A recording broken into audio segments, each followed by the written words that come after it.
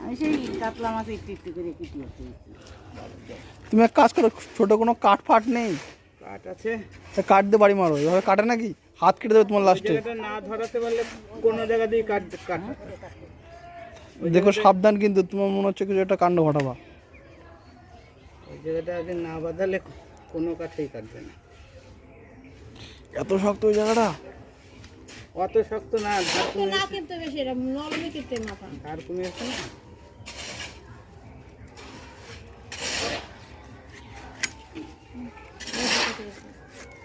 আর একটু হলো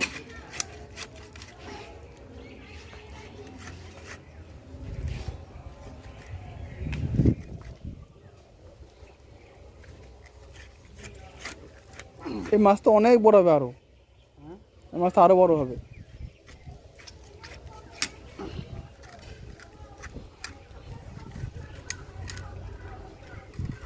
তোমরা খেয়ে নেবে, 1 কিলো নেবে নাকি তোমরা?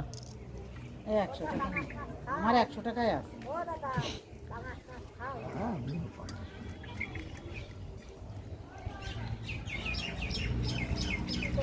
কত করে কিলো পাঙ্গাস মাছ? মা খায়, আমরা সব মাছ খাই। হ্যাঁ ওর মা সব মাছ খায়। একদিন ধরে আনতেছে, ওর বাবা নিয়ে দিয়েছে পাঙাশ মাছ এইরকম বড় বড় পিস।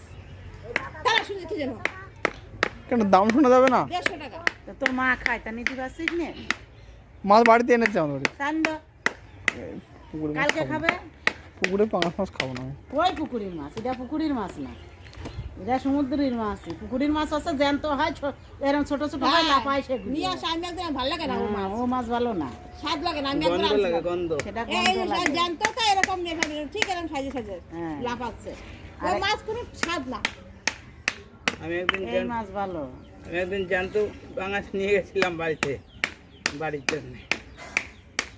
ও স্বাদ পুরো নাই মাছ। ফেলে দিতে হচ্ছে। কোনো পদই লাগে না এই মাছ খেতে। মাথাও দেবে নাকি? 100 টাকার মাছ কিনছে তাই? ওই ওইটুক করে দেবে, অর্ধেক অর্ধেক করে। তাহলে মাছের টাকা উঠবে এবারে।